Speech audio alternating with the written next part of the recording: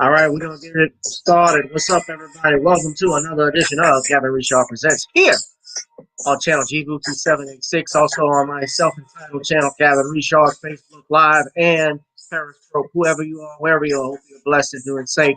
We're going to have a special guest on, Miss Tieesha Essex. I'm waiting for her to come into the live stream in a little bit. So we're just waiting for her.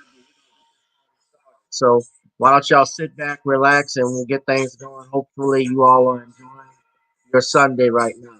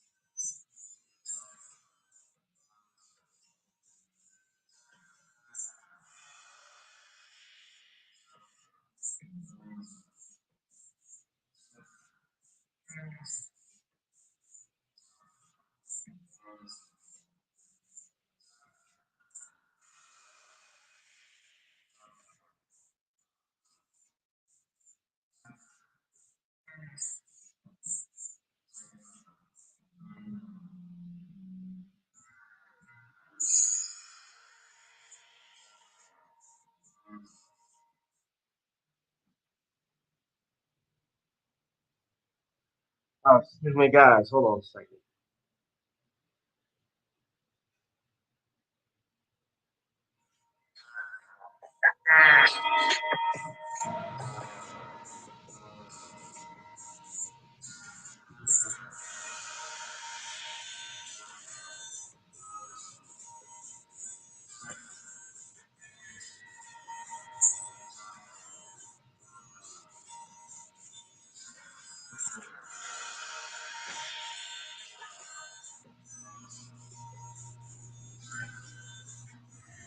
All right, guys. Come on in. People who leave in the comments. Everybody got people that are on the YouTube channel. We also have people on Facebook, on Periscope, wherever you're at. What's up, everyone? Come on in. Come on in.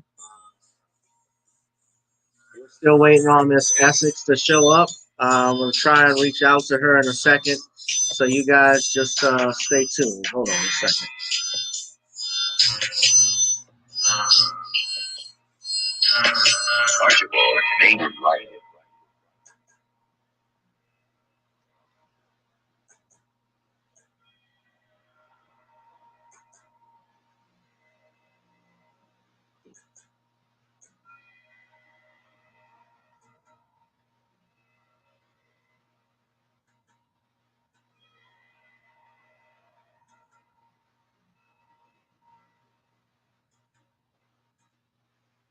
All right, you guys just hang in there. We're still trying to reach Miss Essex.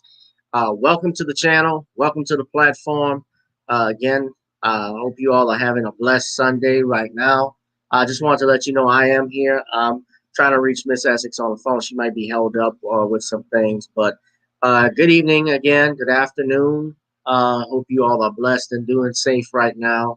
We're going to be chopping it up, talking about a couple of things. I want to talk about her business. The fact that most people don't know, and I'll just show you guys her website. Miss Essex is actually, of course, the brothers love her because she's a fine woman. But Miss Essex is also a former veteran in the armed forces. She served in the Navy honorably during Operation Iraqi Freedom. After her tenure, she subsequently began work as a patrol police officer with the city of Newport News, Virginia. She was also a member of the Honor Guard Unit and Field Training Officer. She has received multiple awards, such as the Exemplary Police Performance Team Effort of the Quarter, Outstanding Police Performance, Chief Award for Firearm Removed from the Street, Top 5 in DUI arrests, and recipient of the MAD Award for Outstanding Service to Reduce Drunk Driving in Virginia. That's Mothers Against Drunk Driving. She received her undergraduate degree in psychology from St. Leon's University, became a certified life coach and an ordained minister. Currently, she lives in Atlanta, the Atlanta area, where she owns and operates. She's the owner and operator of Tie the Knot with Tieesha LLC Wedding Officiant Services. Tieesha is currently working on her upcoming self-help book for blended families and graduate degrees. You can check her website out. She's also a Second Amendment advocate, so I want to talk with her about that today. I'm going to share the screen for you guys. Y'all, please check out her website. This is it here, actually. She's got an Instagram page as well. That is her website. That is Tieesha. Can advertise with her. She has her YouTube channel, Tieesha Essex, where you can find many things. Let me see if I can call her. Give me 1 second. We'll get back and started just to see where she is. I haven't heard from her as of right now, but we'll go ahead and get started. Let you guys just hang in and listen to me for a little bit longer. So we'll go ahead and get started with this.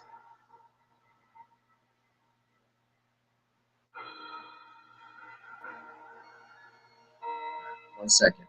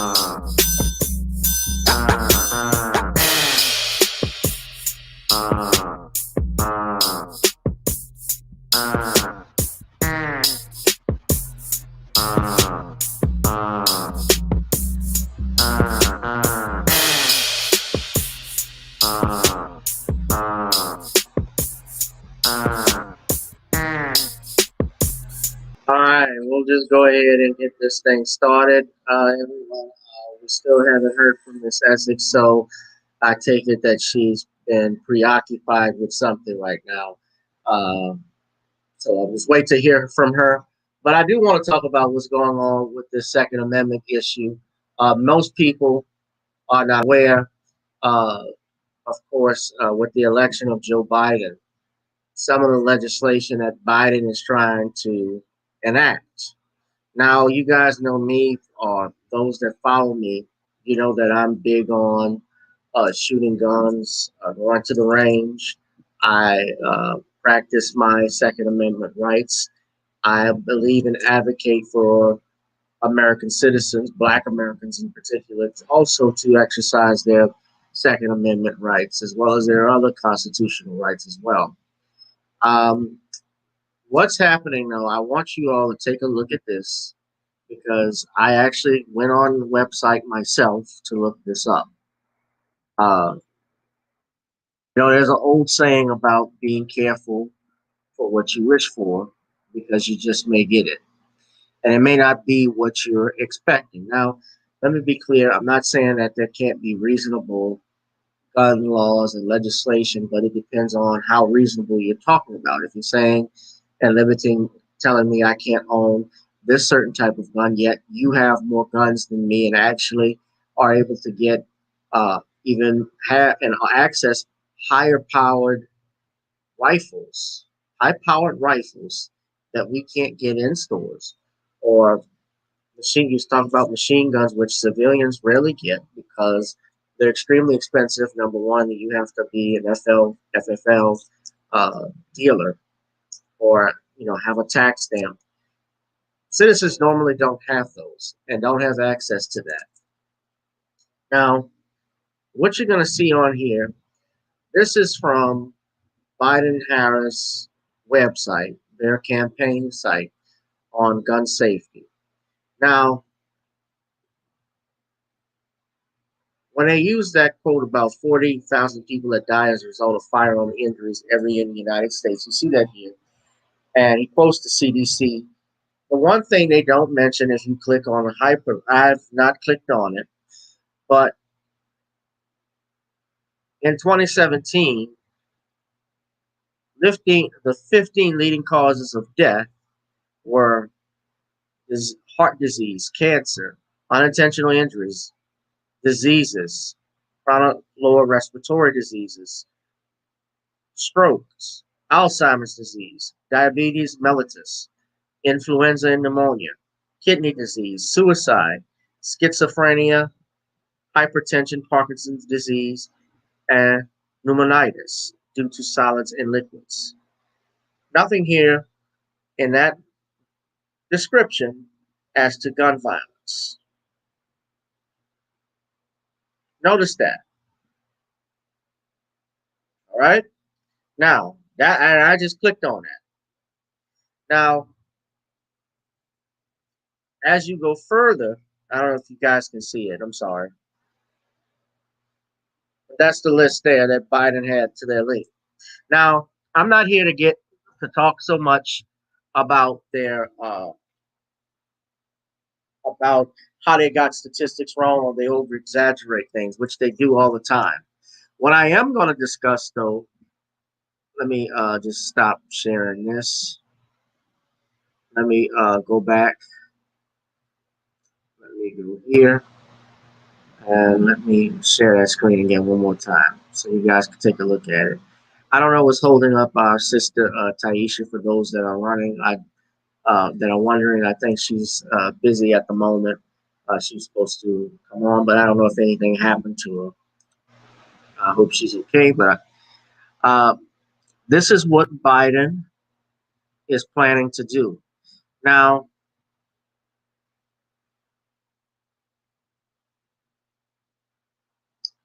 it talks about how he shepherded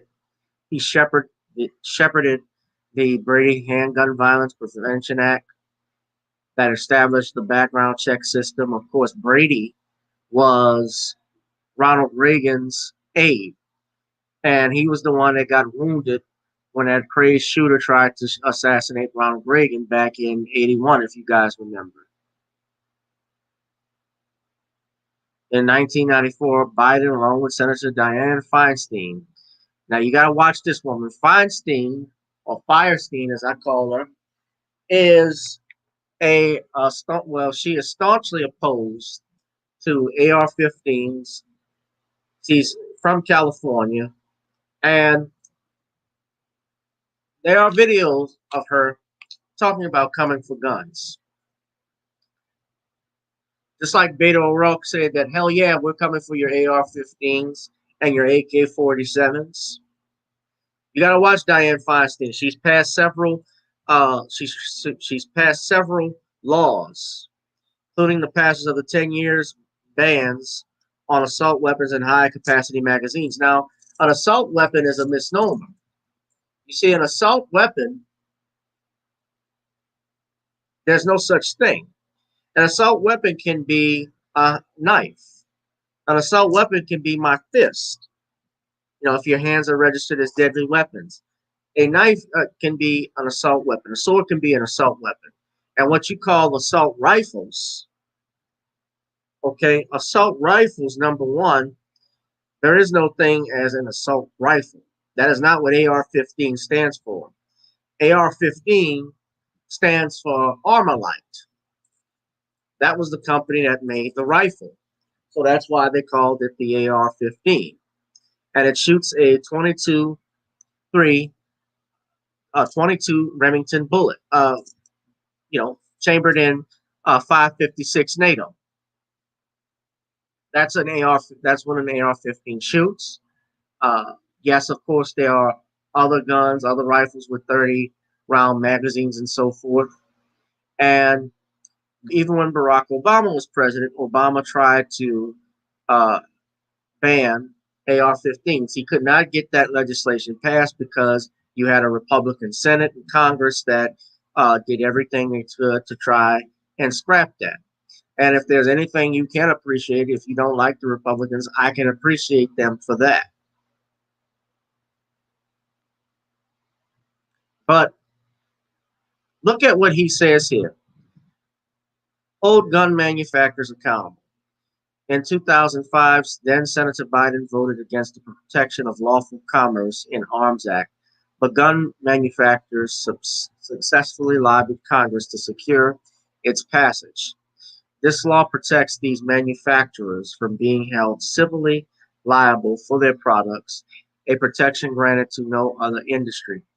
Biden will prioritize repealing this protection. Get weapons of war off our street. Now, this is where this comes in, what I just spoke about earlier. The bans on assault weapons and high-capacity magazines that Biden, along with Senator Feinstein, secured in '94, reduced the lethality of mass shootings. But in order to secure the passage of the bans, they had to agree to a 10-year sunset provision. And when the time came, the Bush administration failed to extend them. as President Biden will ban the manufacture and sale of assault weapons and high-capacity magazines. Now, federal law prevents hunters from hunting migratory game birds with more than 3 shells in their shotgun. That means our federal law does more to protect ducks than children. That's a misnomer, and that's a false equivalency. Let me explain why.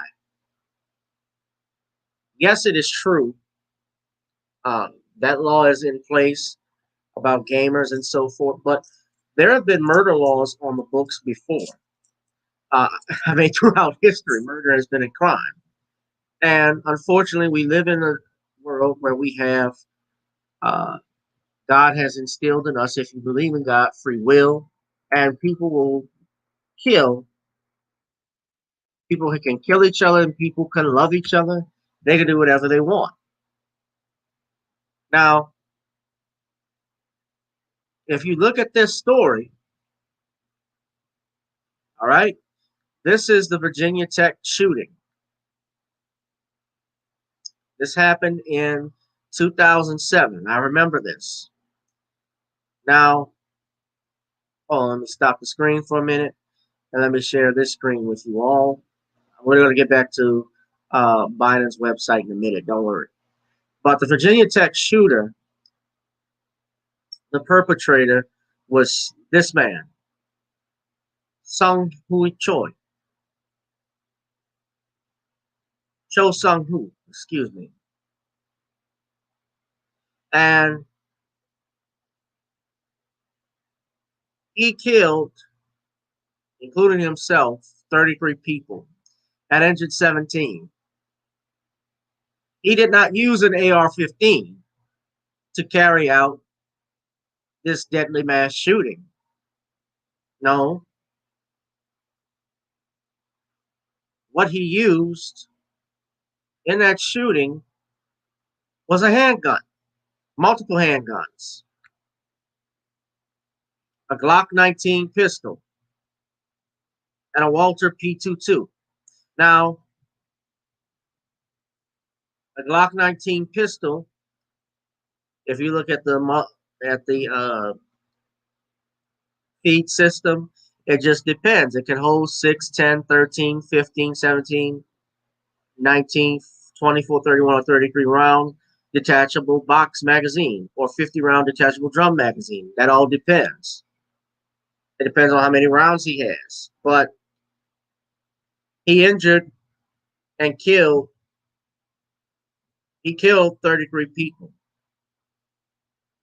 He injured 23 people, 17 by gunfire. And this is in an area where you can't possess a firearm. You know, schools, you're not allowed to bring a gun on campus at all under no circumstances. You can't bring weapons of any kind, gun-free zones in schools. Yet this shooter, this mass shooter, used a handgun, semi-automatic pistol. That's a Walther P22. All right? So they take these shootings like a Sandy Hook, like a Las Vegas shooting, and I can't think of another. You just name one. Uh, of course, you have Virginia Tech. I mentioned Virginia Tech. I remember Columbine. Uh, of course, what happened in Florida, the incident with Pulse nightclub and so forth. They take those incidents and use that as a means to justify why there should be a ban on AR-15s, that you don't need weapons of mass killing. Now,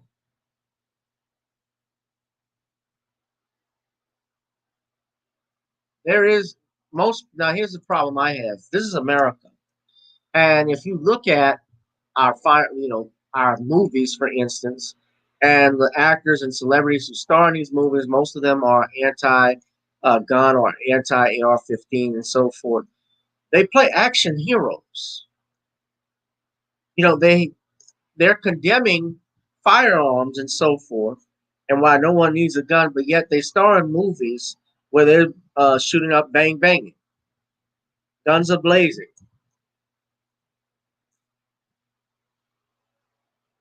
everybody comes out against it. Nobody does any research because when you think of a mass shooting, when you have a situation like Sandy Hook, as tragic as it is, especially when there involves young children being killed, everyone reacts on an emotional, and that's the key word, emotional basis as to why they need to change this. And as a result, we don't do our research, and it becomes a burden on law abiding citizens when they are not able to access the firearms that they want, when they get in a situation, where they aren't able to enjoy their Second Amendment rights. They're enacting laws like this to try and prevent you from protecting yourselves. And it's easy. What's funny though too is that these people that are against these type of guns, these are the same people who can afford security.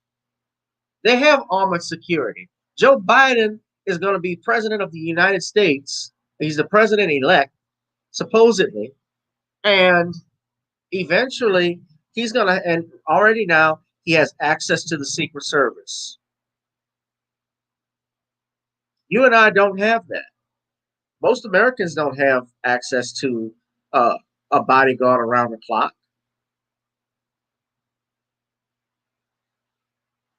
So you got to think about that. You and I don't have that. Let's go further into Biden's gun buyback plan. Now,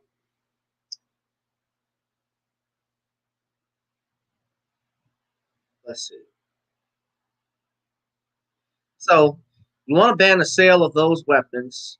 And just think of that too. If you ban those type of weapons, high capacity magazines and assault weapons, what do you think they'll come for next when that doesn't stop that? Remember, even in Australia, back in the 90s, Australia enacted a ban on firearms, complete. And as a result, there was a rise in home invasions, in break ins. I even saw that they couldn't even classify home invasions in Australia. There was a rise in robberies and so forth, and those crimes. And this didn't change a thing. And they did that as a result of mass shooting that happened in the 90s in Australia. And for those that think you don't need an AR-15, especially those that never shot in the range before, I find that interesting. Tell that to the Koreans, and I'm not defending, obviously, the Korean business store owners per se in regards to how they treat our community. But I do respect everybody's right to self-defense. I do respect the Second Amendment. I do respect that. But hey, if their businesses would not have stood with all of the other businesses today if they didn't have AR-15s and AK-47s and Ruger 30s. We can also go back in history, look at the Deacons for Defense. Those of you who don't know them, back in the 1960s, the Deacons for Defense, they were set up out of Bogalusa, Louisiana, uh, to protect Black neighborhoods, to protect Dr. Martin Luther King, especially when he was going through Louisiana and in the South. They acted as his personal bodyguards. But when the Klan came through their neighborhoods, they turned them around with rifles, with machine guns and handguns. Said, don't come through our neighborhood. Turn your ass back around. I see you, Jaleel. I see you, Clay. What's up? Please hit the Cash App family. Please hit the Google Pay if you could. So we go further.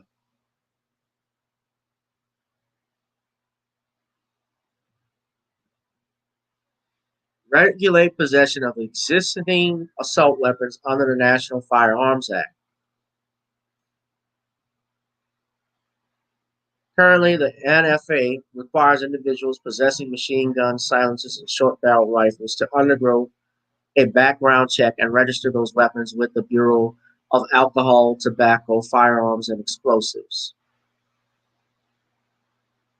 Due to these requirements, such weapons are rarely used in crimes. Well, it has less to do with that actually than with the fact that they're just so damn expensive to get. But as president, Biden will ensure legislation to regulate possession of existing assault weapons. What do you think that means? Now, what do y'all think that means? Regulate possession. How do you regulate possession? You start a registry. You start a registry. So you can best believe that under Uncle Joe, there will be a national gun registry of every gun owner in America. Anyone that owns an AR-15, like myself, may be required to register their weapons. Now it gets even more interesting as you read further. Now it has a registry there, but now a buyback program. So it says here, buy back the assault weapons and high capacity magazines already in our communities. Biden will also institute a program to buy back weapons of war currently on our streets. This will give individuals who now possess assault weapons or high capacity magazines two options: sell the weapons to the government or register them under the National Firearms Act. Now, read this carefully. Two options: register them or sell them. The other option has to be, if this is legislation, because you want to institute that, that's the only way the president can do that is through a law, then that would mean basically you're going to make me a criminal if I don't.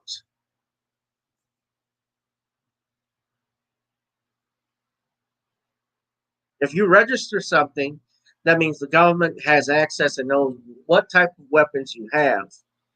And then they want you, though, to sell it. So why even have a buyback program in the first place if you're going to have a registry? That makes absolutely no sense. No sense at all, unless you're trying to uh, implement implement some type of dictatorship. Keep in mind, when there was a gun confiscation in the 1970s, Ferdinand Marcos became the president of the Philippines. The first thing Ferdinand Marcos did was he ordered all of the residents of the Philippines to turn in their firearms. He ordered them to do so, and he declared basically martial law. And under penalty of death, they had to turn them in. So, and he kept those powers. He served from 1972 to 1981, and he kept most of his martial powers until he was deposed in 1986. One of the most controversial leaders of the 20th century, Marcos' rule was infamous for its corruption, extravagance, and brutality. You see, why would someone want to implement a buyback program or implement martial law to order all the citizens to turn in their firearms? Hold on, I'm going to share you a picture a picture of Ferdinand Marcos.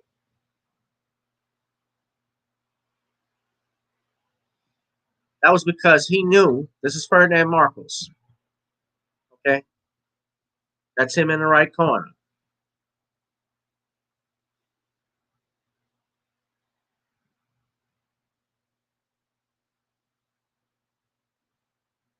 That's because he knew that the people could resist if they had firearms.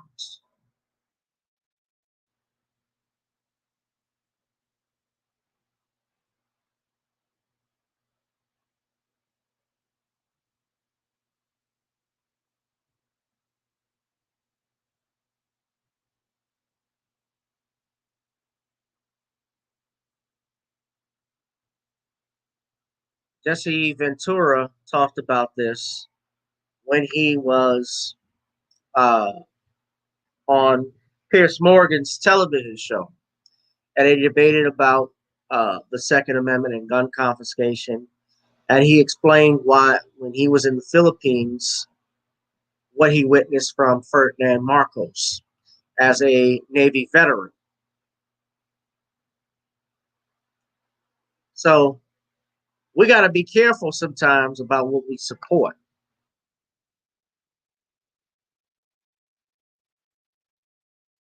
He ruled for nearly 1970. It says here from served his second term in 1972. He placed the Philippines under martial law on September the 23rd, 1972. Says here he was prime minister from 1965 to February 1986.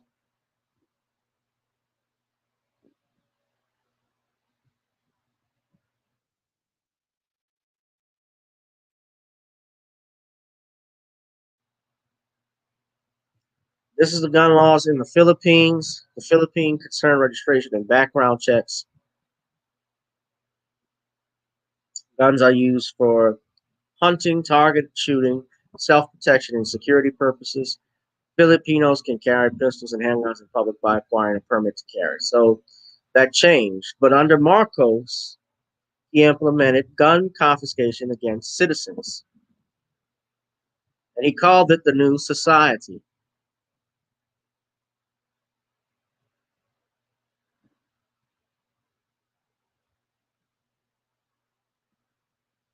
Let's not forget also, there's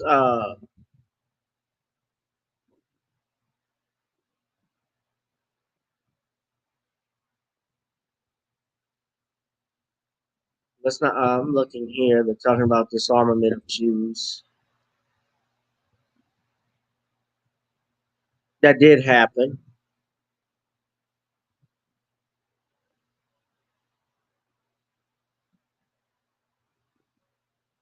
That did happen. That was in 1938, although it was, they claim it was limited. But still, when a dictator comes about, they do not want their civilians, their citizens, to be able to attack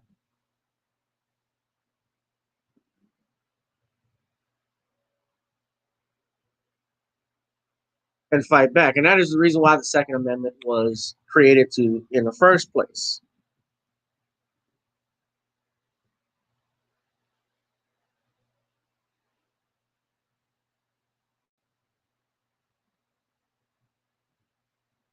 Right? That's why it was created in the first place. Now, I don't think I could show this video because it's copyrighted, but there are some videos you can look online uh, on YouTube about the Second Amendment, why it was enacted. They show examples.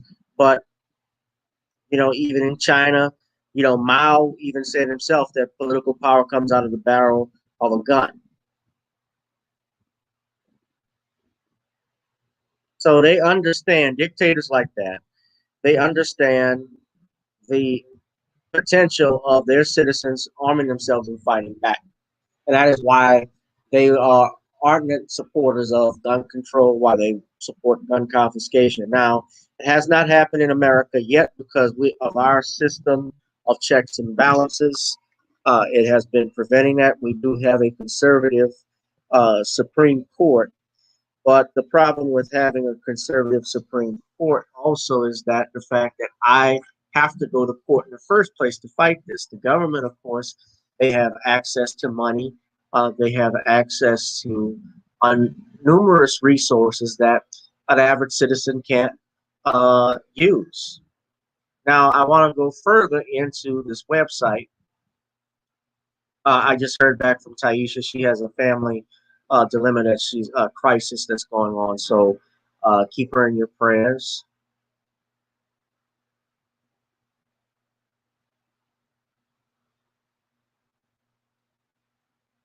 And she may join us a little bit later. Reduce stockpiling of weapons. In order to reduce the stockpiling of weapons, firearms, Biden supports legislation restricting the number of firearms any individual may purchase per month to one. Okay, so he's essentially telling you you can only get one gun. No, just one gun for y'all. That's all you need. Do you like anybody telling you what you can and can't own and how much you can have it? I can buy a number of houses if I want to, if I have the money for it. I can have houses in different states. I can actually go wherever I want to go. I can buy a number of cars that I can buy. Hell, I could kill somebody with my car.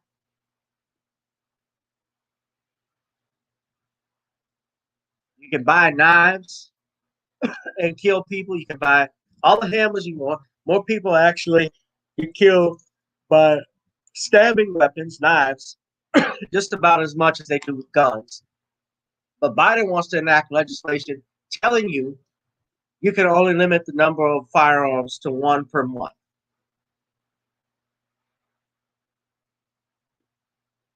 And Kamala Harris is the same way. She would not have been on this ticket if she didn't think so. This makes absolutely no sense. Now, why are they planning this?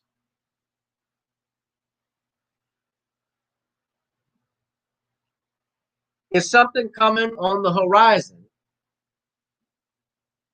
I'm not trying to put the tinfoil hat on,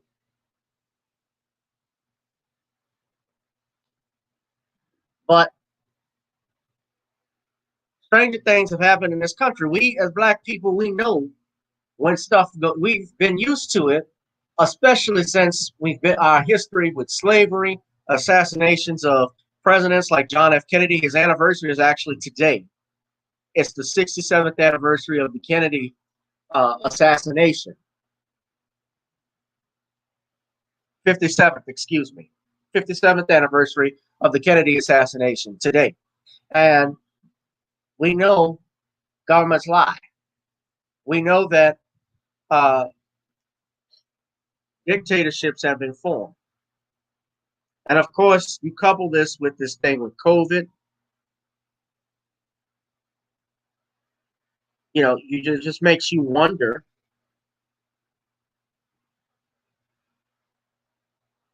with all of that coming in when he wants to come in and he's talking about a mask mandate, which I don't think he may be able to do.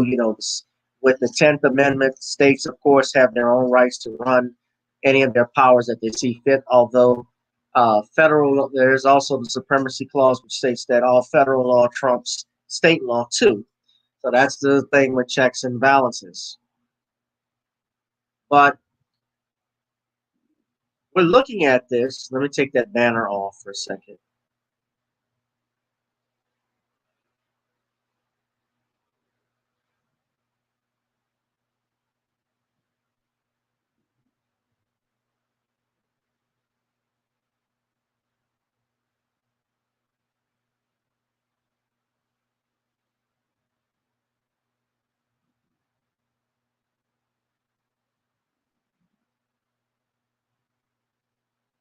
So what I was going to say, excuse me, he was texting.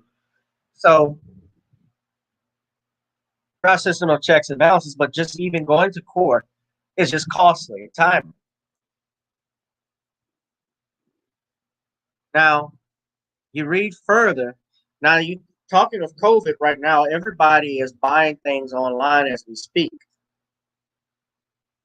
Now, he says keep guns out of the hands of dangerous individuals. I agree with that. Says require background checks for all gun sales. That happens already. Of course, there are exceptions. Yes, that's true.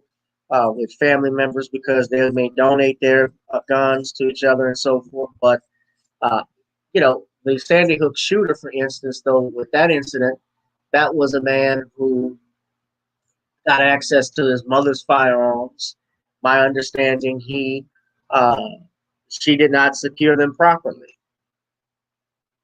When you have dangerous people, when you have delusional people, it's best to keep them away and from any firearms in your home. Even at gun shows, when they talk about there's no background checks there, that's not true either. They're talking about loopholes that are there. There's no loopholes. Keep guns out of the hands of mental people. It's talking about the SSA sends to the background check system records that it holds up individuals who are prohibited from purchasing or possessing firearms because they have been adjudicated by the SSA as unable to manage their affairs for mental reasons. Close the hate crime loophole.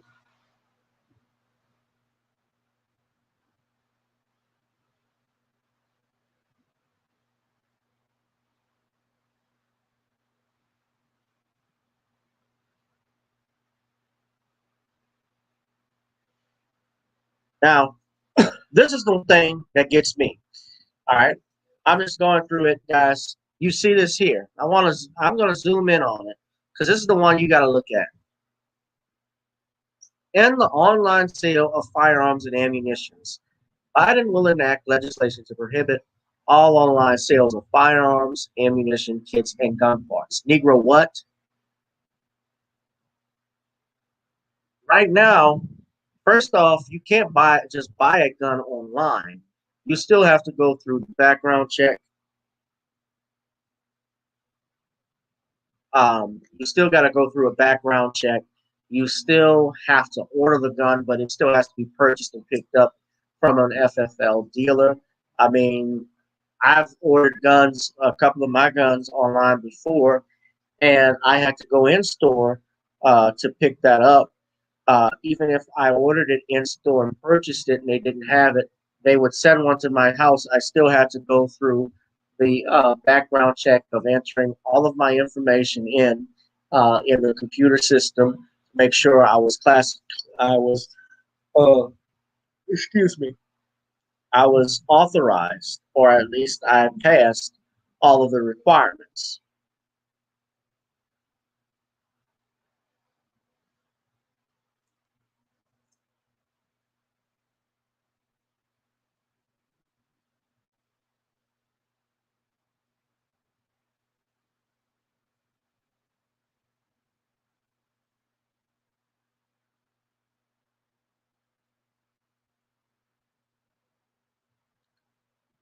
So, and you think about this, you couple it with COVID-19, right? Everybody has been buying things. That's all I want to show y'all online at this point. So, for him to even say something like that, I hope you all don't listen. I hope you guys don't pay attention to it. You see, those of you who voted for Biden, it's the old saying goes that, well, if you didn't vote, then your voice doesn't matter. Your voiceless. But what about those who vote for the wrong people? If you vote for somebody who ain't shit, just like you hire somebody to work at your office, well, doesn't that make you responsible for their behavior? That you brought this on us? I'm not a Donald Trump supporter per se, but this stuff that Biden is talking about and acting is borderline fascist. Like I say again, I'm not against uh, reasonable, and it depends on what the word reasonable, because that's broad. I'm definitely against mentally ill people from possessing a firearm. I'm against it being in the hands of children, especially without an adult.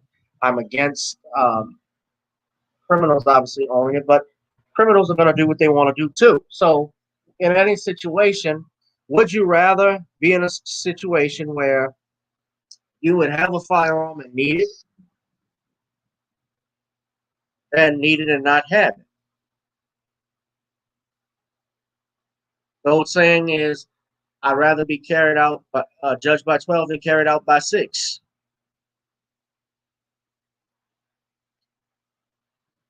So we're faced with that.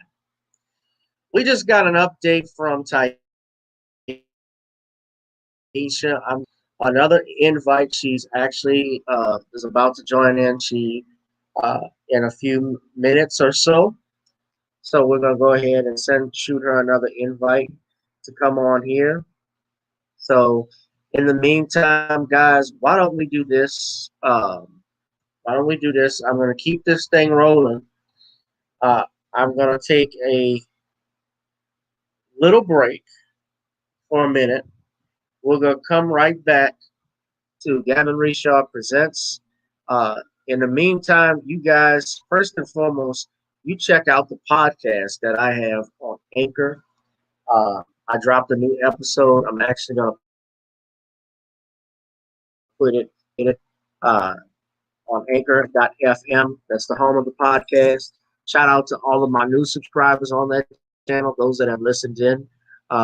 We did a new episode about, especially as it concerns what's going on currently in the Black community, currently with this president, with the former President Barack Obama, that he remarked to earlier this past week. And you guys ought to check all of that out.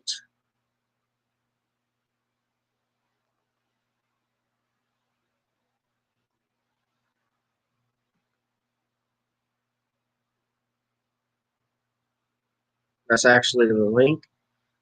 And let me also, guys, you got to hit that subscribe button. You got to actually like this channel. You got to also donate. It'd be better if you guys could please donate to the Cash App, Gavin Richard Esquire. It's at the ticker at the bottom, as well as the Google Pay, Gavin.grich1 at gmail.com. And we're waiting for Tieesha in a little bit. So we're going to go ahead. We're going to take a quick break in a minute. And in the meantime, you guys, please subscribe to the channel and also subscribe to the Anchor podcast. We'll be back in 2 minutes, tops. All right. Peace.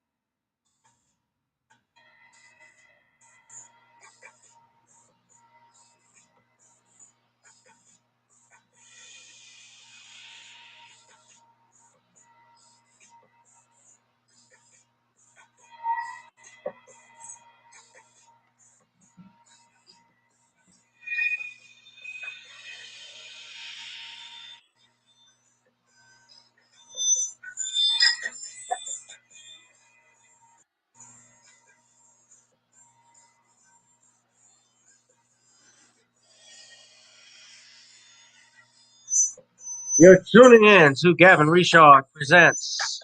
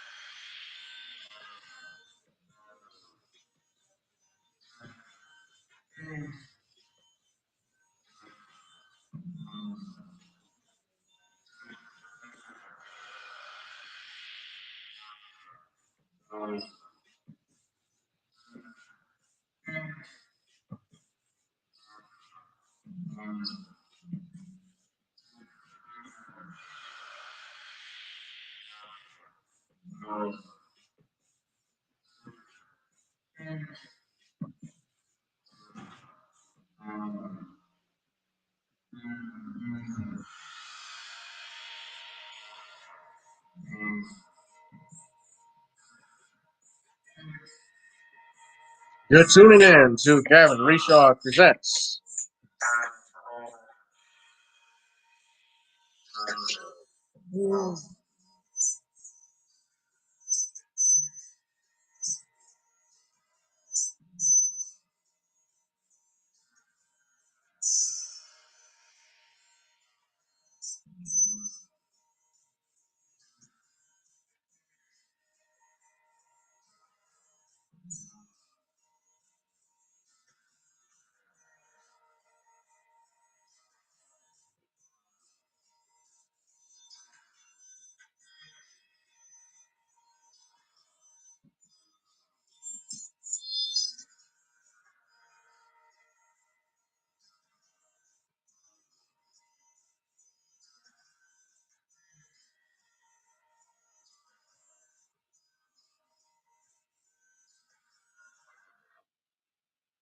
All right, guys, we're back. We're back. Just waiting for Sister Tieesha Essex to arrive. Um, we're still waiting for her in a second. She should be dropping by. Um, if you got questions, please feel free to tune in, ask them. Um, I want to give a special shout out. Today I did was sent the live stream. Brother Ron Hurd of We All Be News reached out to yours truly, and we did a show with him, Juan B, and Brother Bernard of the Judge Joe Brown show. Um, I want to send a special shout out to Brother Ron Hurd.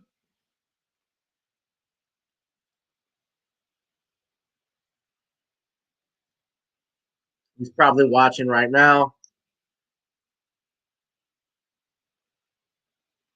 You guys subscribe to We All Be News. You subscribe to Juan B's channel as well. Cool brother. He has a show on Thursday nights that he does. Of course, we do things on Thursday night too. We do Thursday night SmackDown. We may not be able to do one because of the Thanksgiving holiday, but we should be able to do one before that, probably Tuesday or Wednesday. I'm gonna see if I can do another sit down with the Honorable Judge Joe Brown. You know, he's in demand, and he has a large following on Facebook and on um, Twitter. Actually, people like him. People look up to him.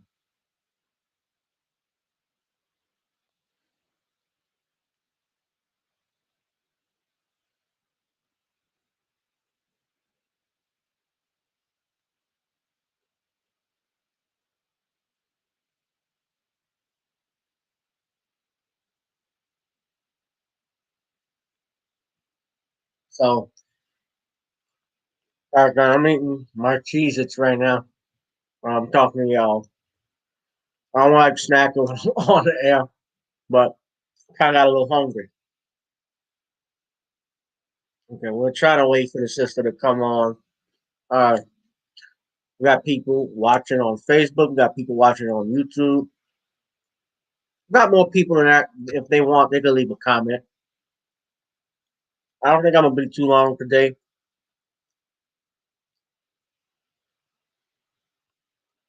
We're just waiting for her to come on. She said she'd be about. I should be another 5 minutes or so.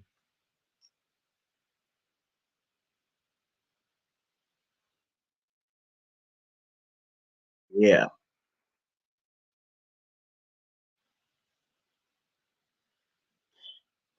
What does everybody have planned for Thanksgiving? You know, there's of course, across the country, Let me see if I could, across the country right now, they're enacting COVID restrictions.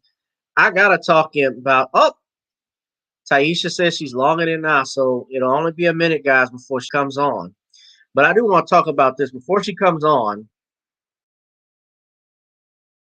Gavin Newsom, who the governor of California,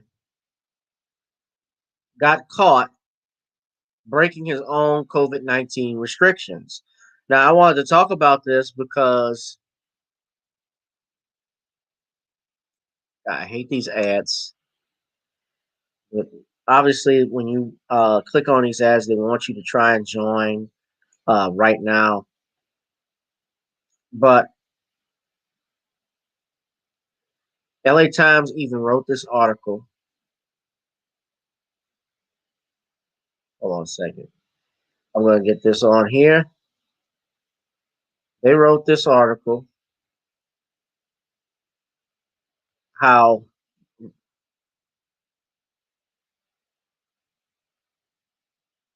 you're staying. Pirate Brain, what's up, brother? Says I'm staying home. I ordered a turkey breast dinner from Heb. Uh, I'm gonna go by my girl's place. Her people, but it's not gonna be crowded or anything like that. I think it's just her parents, and I was gonna go early in the morning, that afternoon, have dinner with them, and then drive back to the house. Being quite in Baton Rouge a bit. You guys let me know what y'all gonna be doing Saturday, because I actually am gonna be performing in Baton Rouge, doing some going back to the stage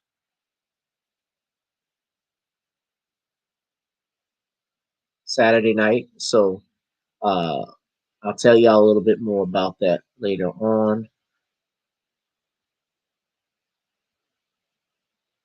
But this is the Los Angeles Times. So Newsom got caught. For those that don't know, he got caught at a rest at out at a party of some kinds, violating his own COVID-19 restrictions. Okay, now that's Gavin Newsom. So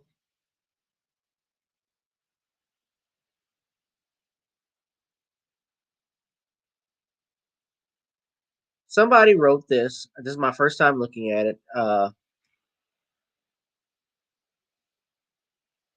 It's kind of hard to do as you're told when the person telling you does not even do as he says. Newsom legislators face anger over party and Hawaii trip. Now, obviously, it's not going to let me look at it, but basically, Newsom got caught directing Californians to refrain from gathering while he attends a birthday dinner for a lobbyist at an exclusive Napa Valley restaurant, and a handful of legislators followed him by heading off to Hawaii for an expenses paid event. How can it surprise anyone that COVID-19 cases are rising when our own elected leaders do not appear to comprehend the basic principles of leading? Now, here in Louisiana, Governor Edwards, at least he has not been, uh, to my knowledge, been caught with anything, going out or anything like that.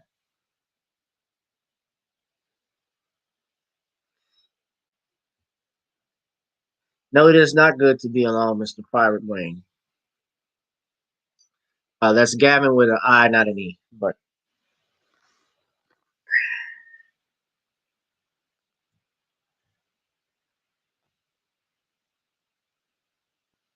But you see, these are the people we keep electing over and over again. Dwan B, who was on Ron Hurd's channel, like I mentioned earlier, brother Dwan B told me that um, he does not like Gavin Newsom. And on top of that, I believe he says those restrictions he put in, they couldn't, his family, they couldn't even go to their vineyard, he and his wife, but Newsom can go to his vineyard and invite people and do all types of stuff. So he puts these restrictions in for others to follow, but yet he doesn't follow them himself.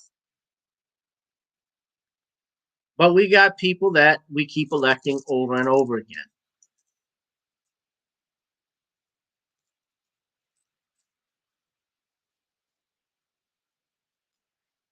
Nice work if you can get it. I remember an old song, Harriet Ottavino, Hillsboro, Oregon. We should focus on Harris or Newsom's politics, not their wealth. What matters is if they are making choices that will benefit everyone. Newsom has been castigated for being out of touch with ordinary Californians because he is a wealthy businessman. Well, hell, y'all voted for Schwarzenegger as governor. Schwarzenegger was governor, what, twice? He ran for election. He got elected in '03 and he got reelected again.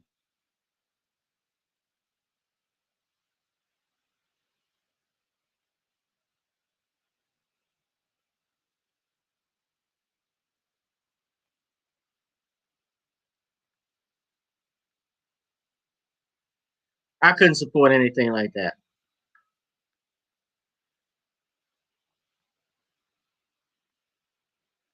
Please stop reelecting. So anyway, I brought all that up. That was interesting because guys like that, like Newsom, people like Cuomo, because Cuomo is enacting restrictions as well. But brother, what Juan B was saying was that they're even ordering if they're trying to limit the amount of people that you have in your residence, and they're going as far as saying that they will shut off their water out there in California. But the police department, they're fighting against that.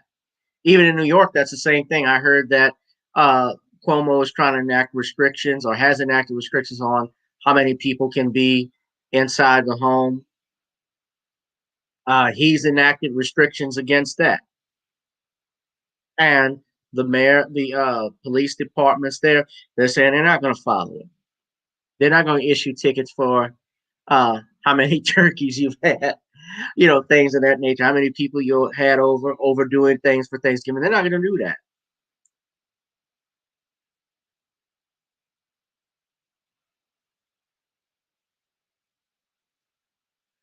So I'm waiting for. So yeah, guys, we're still waiting for our sister Tieesha. She says she's logging in right now. Um,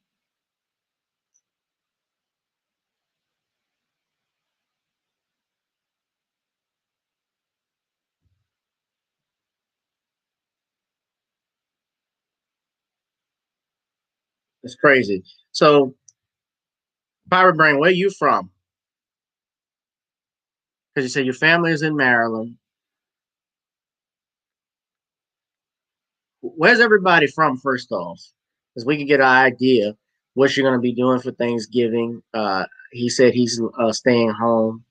That sounds like the best choice. And now they're talking about the cases being on the rise. I'm pretty sure there's going to be somewhere there may be another shutdown very soon. It's coming, especially if Biden gets in. There's going to be another shutdown. But then again, are we going to get a COVID-19 check?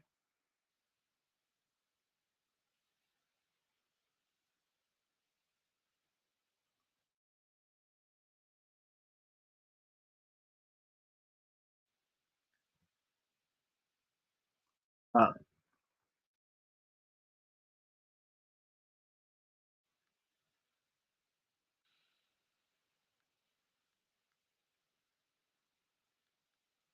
as of right now, I don't think we're going to have another. We, I think it's going to happen. Me personally, I don't know when. That's the only thing. I think they've been trying to get uh, things under control. Um, Jefferson Parish actually had more cases than New Orleans. They were actually leading more uh, there than they are in New Orleans is second, and Baton Rouge is actually third. I don't know who's after them. I think after them is Cato, which is a Shreveport area. Calcasieu is Lake Charles. So I think they're uh, fifth. So Yadre Mosley, I'm from Slidell. Okay, baby. Stacy Hollins from Texas. All right. They will not do a shutdown. No, I didn't think they would. Texas is Republican, but you got to take precautions. And I see we got our sister here. Finally, ladies and gentlemen, give it up for Tieesha Essex. Hey, What? how you doing? Sorry, I did not realize that actually on my phone because I didn't realize that my Windows program did an update. So I'm like, okay, this sucks. So now I'm trying to get all logged in. So I greatly apologize for the delay. All right, it's no problem. It's no problem at all. You know, how are you doing? You okay? Yes, all is well, and thank you for your patience and your kind words as well. Okay, yeah. I'm glad everything is okay. I was worried because you said it was, Thank you. yeah, with your fam. So that's what's up. So Tieesha, tell everybody. I told everybody, gave an introduction about you. You are former Navy veteran. Well, you are a veteran. You're always a veteran. Uh, Thank you. Operation Iraqi Freedom. Happy belated Veterans Day. What period? When did you serve? Did you get out of college and serve, or Thank you. were you in I high school? actually left for the military right before I graduated high school. Like I finished high school in February. I left 2 days later. I wasn't actually like when people think of the war, like you actually boots on the ground with the Kevlar and helmet on. I was in the Navy. I was on a boat, so yeah, I was safe. I was cool. But Right. yeah, I served from 2003 until 2008. And Okay. shout out So to all of starting. my brothers and sisters I serve with, Brother Jay Bavilar, and those who are still in. Salute to all of them. Yes. Yes. Salute to all of them. Um, I actually had thought about serving myself. Mhm. Being an attorney, I thought of the JAG program that they have, Yeah. so, which is good, but it is what it is. Yeah, but shout out to them. And Yes. I need to get a tripod. What am I sitting up here doing? now I have you like do it this with your camera phone. bag in my car, and I'm like, that's where all my tripods are because I'm so used to my studio setup where I have my lights, my main camera, and I'm like, wow, I'm really unprepared. No, that's all right. You good. You're fine. I mean, I was doing a live. I was invited. I did it right from my phone too. So you Hmm. good. Yeah, I think your lighting is fine. Thank Uh, you. yeah. Of course, all let's see. A lot of people have been dropping in and so forth because they like seeing you, especially the men. Greetings to everybody. Yeah, yeah. Uh, tell everybody about yourself. Tell everybody. Oh, she exited out.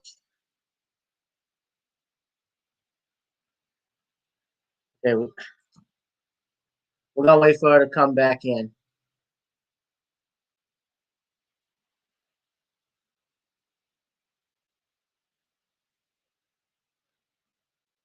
Okay, there she is. All right. I'm sorry. I was trying to read the comments, but it kicked me out. And shout out to brother DeAndre Mosley. How are you doing today? Yeah, DeAndre says shout out from one veteran to another. So yeah, DeAndre is out here in Slidell, Louisiana, which is right not far from me, only about 20 minutes away up north. So yeah, right from by New Orleans East. So shout out to him and everyone else here. Yeah. So Shout out to your daddy in the boot. yeah. So I told everybody to check out the website, TieeshaEssex.com. And you're an ordained minister as well. You Like a jack of all trades. Yeah, I did that for a little while. You're That was like one of the the first. headless with from in Living Color. Hey, mom. What is that? You the headless from that Hey Mon sketch where they work like 6 jobs each family member. Oh wow, I remember I'm the something grocery like store that. owner. I'm the grocer. I'm the cashier. I'm the bag boy. I even work the carts, mom. Yeah, I remember that show when I was a little girl.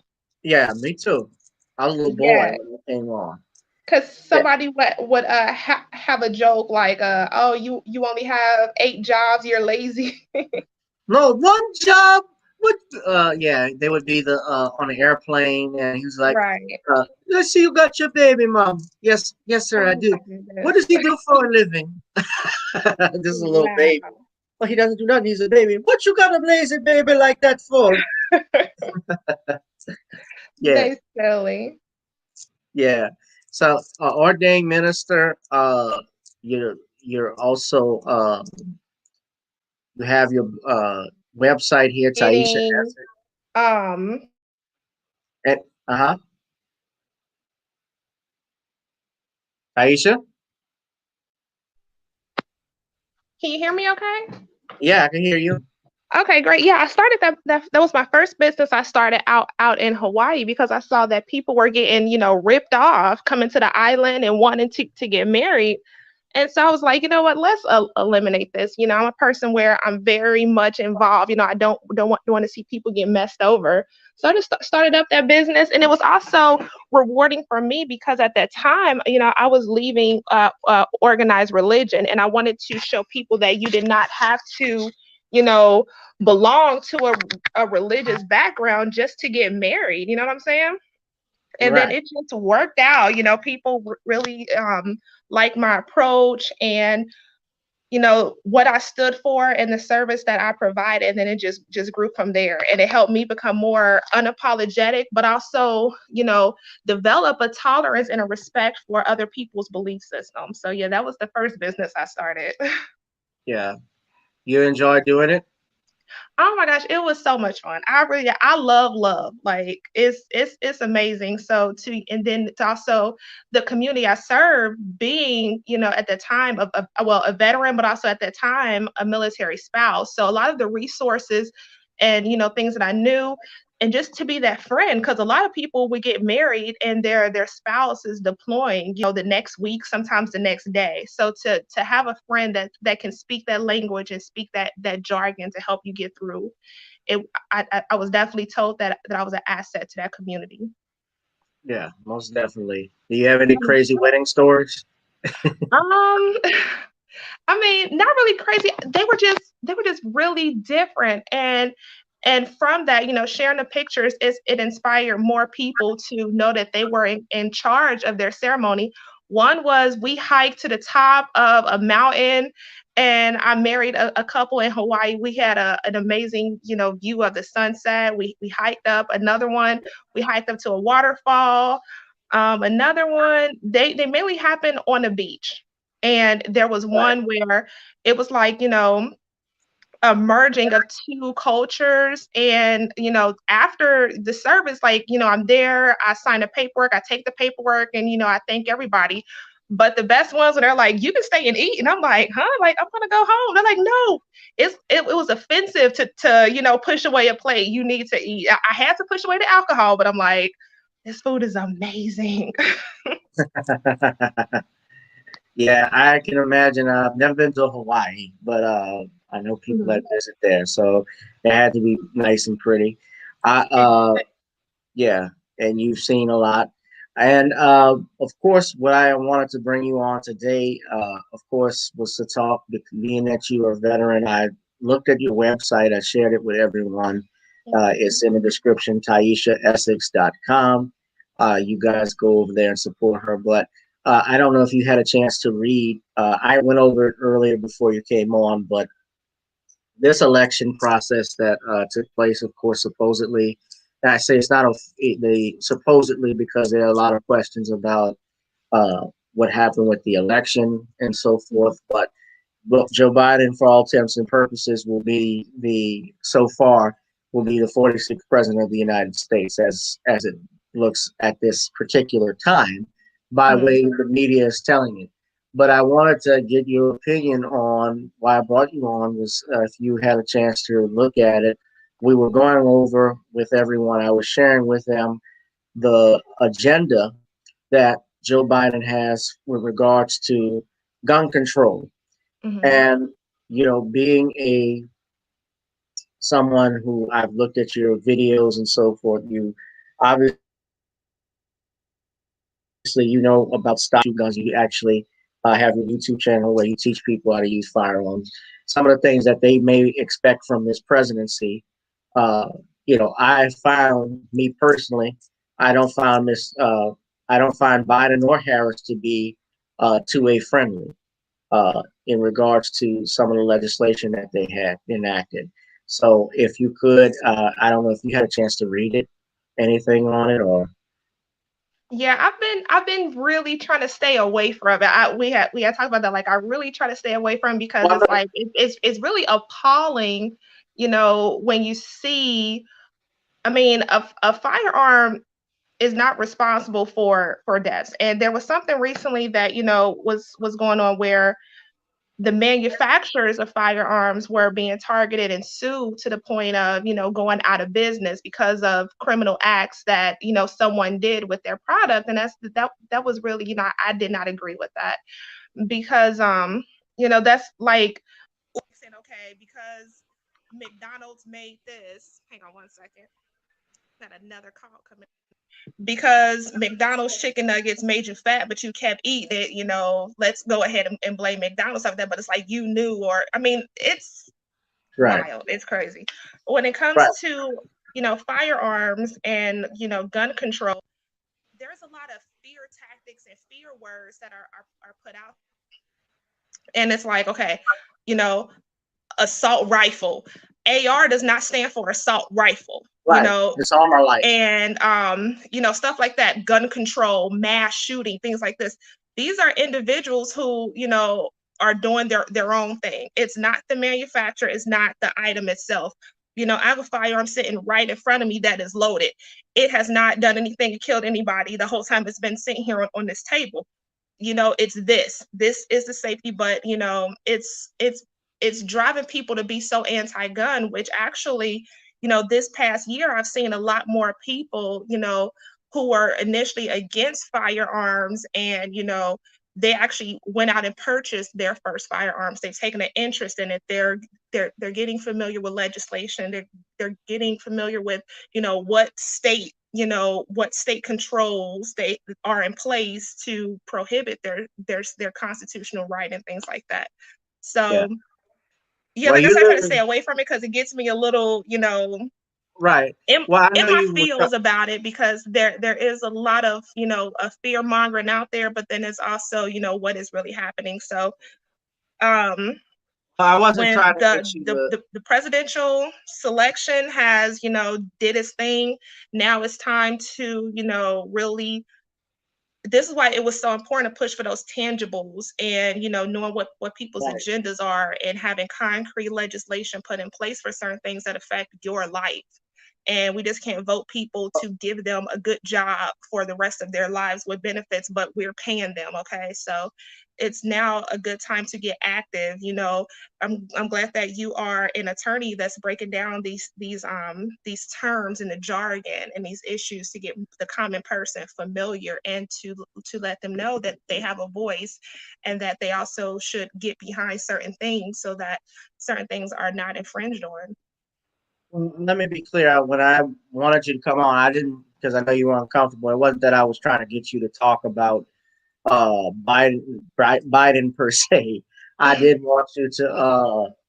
I did just want to go over, I guess, what they were trying, what he was planning to do from his plan. If you had a chance to look at it, because what he is enacting is not something that any other Democrat has tried to. Even President Obama had gun control legislation. Of course, it didn't go through so much because the Republican Congress that we had there fought him on it.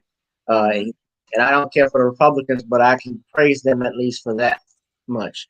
Yeah, there's one thing, like with having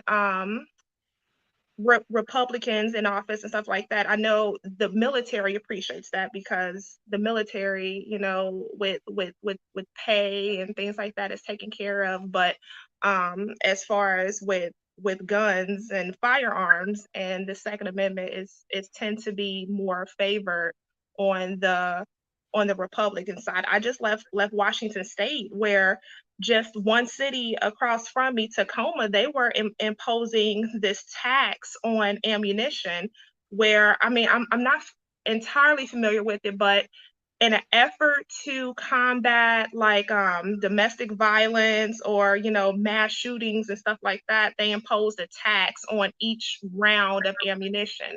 And I think it was around the time when I was leaving where there was a public protest about that. So I would just say we have to continue being aware and keeping each other abreast of what's happening, but also looking at the candidates that are going to be in support of your views when it comes to firearms and things like that. Yeah. Um, most definitely, and especially since you're in Georgia, everybody should pay attention to that Senate race that's coming up. Mm-hmm. Because it's December 5th. We have here in Yep. Louisiana, we have our district attorney's race that's going on. But Mm-hmm. yeah, everybody should be mindful of that because Kamala Harris, if she becomes vice president, she's going to hold a tiebreaker on a lot of stuff. And, Mm-hmm. because right now I think it's like 49-48, if I'm not mistaken, in the Senate.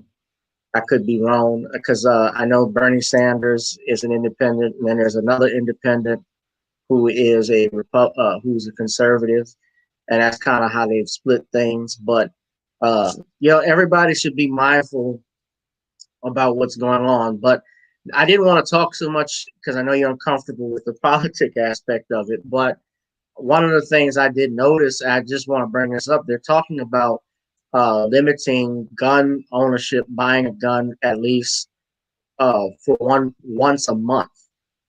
That's an absolute joke. It really is. I mean, Yeah, it's okay. Like I can talk about certain things. I just have to remind myself to kind of stay cool. That's why I leave the politics to the brothers, because me, I can right, get a little in my feels, I recognize that about myself.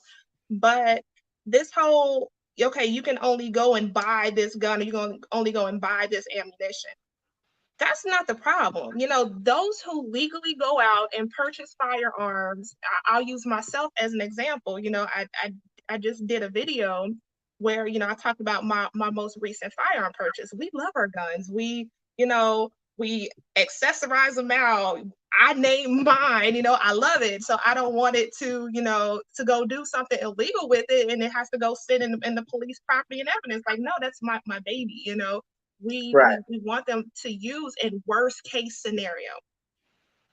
It's not the legally purchased guns that are stamped with serial numbers that ATF knows about. It's the ones that are being made, in people's homes and people's garages out in the boonies that get cycled around that no one knows about. Right. So Stuff those on are a the ones black to worry market. about. You can put taxes on ammunition all you want. There's people who make their own, who that never gets circulated. No one knows about it because they have these private groups, these private cells where you have that one person that is out yonder that no one knows about, that is stamping out AR lowers, that is milling their own that's manufacturing their own silencers that the government has no idea about. Worry about those and not our legally purchased items, because that's, if you look at it. I was just researching this spot that I want to travel to. It's down in Florida, Ocoee, Florida. And I have a book on the 1920 Red Summer, where Black citizens had their communities, were successful, had their firearms. What happens? The mobs come in to lynch and burn and destroy these Black cities. And I don't mean to take it to a race thing, but I'm just looking at history the way it was. Let's talk about the movie Rosewood as an example, right there in Florida. So as the Black residents were trying to, protect themselves, they had to go to the white store to purchase their ammunition. So, you know, it's not based on, well, when you look at the dangers of limiting people from going to go buy ammunition, or making it so outrageously unaffordable that people aren't left to defend themselves.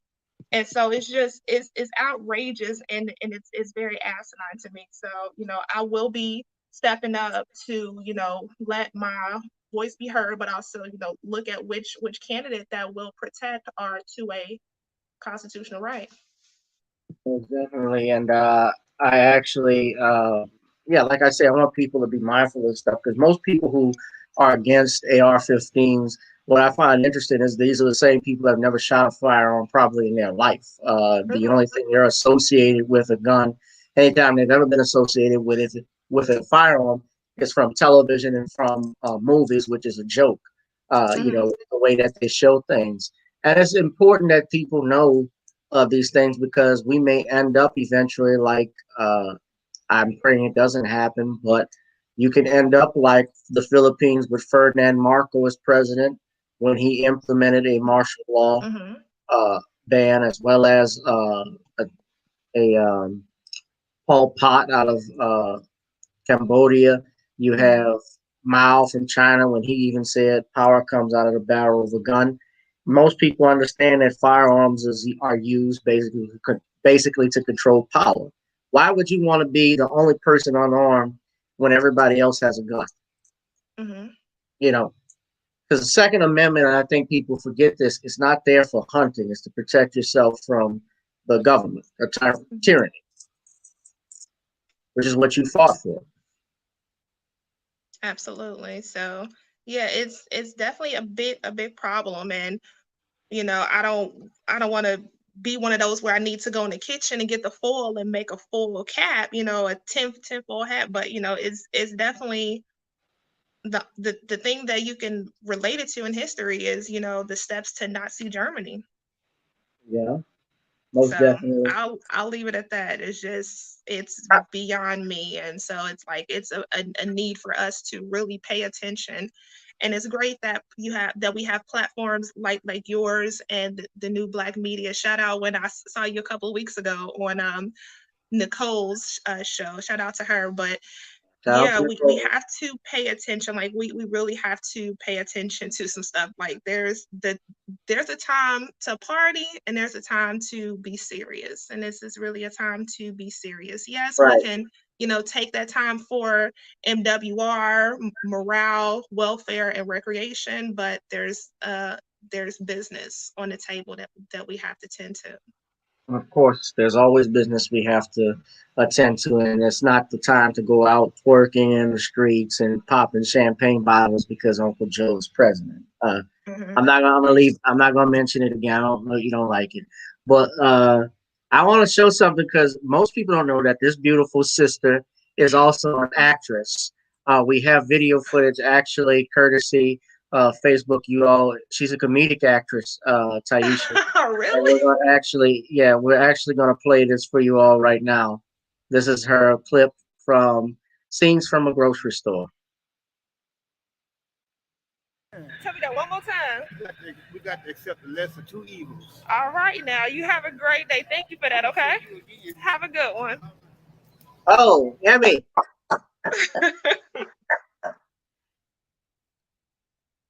Emmy Award. You'd beat Van Jones. You'd beat him right now. Really? Yeah. You I could tell, and that was another reason why to have you on, because I could tell you were just trying to be nice with the guy. Yes, When it I came. really was. That was so unexpected. Like I was just in my business, in the Wally, minding my own business, and then like I'm here in Georgia. I love seeing Black people. Like that's one thing I love being down here. It don't matter if I'm on the back roads in the back country. See Black people like, hey family, how you doing? So even though I couldn't see him smile or nothing, I saw him, made eye contact, and he's like, where your sticker at? And I'm like, what sticker? And he's like, get out and vote. We have to vote the lesser two evils. And what I replied to him, like, I'll vote for whoever has a Black agenda. And he's like, oh, no, no, no, no. He was getting mad. I'm like, I was kind of reaching in my purse. I'm like, do I need to get the heat up? You gonna hit me or something? But no, he did. But no, so I was like, I have to be kind. I'm like, you know what? My mom told me the same thing. I gotta vote the lesser two evils. Can I record you saying that? And he was like, yeah. And I'm like, cool. I got my cell phone out. I'm like, brother, sit up with me one more time. We got to vote the lesser two evils. And I'm like, all right now. And then as I'm walking out, he's like, and I will see you later. Because he was carrying a bottle of some barefoot wine and some eggs. And he was going to go, have him a good evening after getting his I voted sticker. And I'm like, he wanted you to have a good evening with him. It sounds like I'm going to see you later. No, because I am not fixing to sit up here and I ain't about to do all that with him. Come on, pretty baby. Why don't you come up to my van? I got some little Kool-Aid and some wine and some chicken for you. I do not want to hear his stories about how he was a player from the Himalayas back in the 70s. I don't need that in my life. Oh, come here, young girl. See, y'all don't know too much. You see, I know how to treat a woman. No, I'm good. I'm like, no, I I'm know like, how. you go ahead and chill over there. I'm good. Have a good one. And it's a good thing too that I didn't have to have anything to back because I was in there pricing looking for something, and I was leaving anyway. So I'm like, cool, beeline to the door. I'm out of here. Leave me alone. And it was hot that day too. Like it gets up like 150. I'm exaggerating, but it was like a good damn near 90 degrees. I'm like, I ain't gonna sit up here and talk this crap with you. I'm leaving.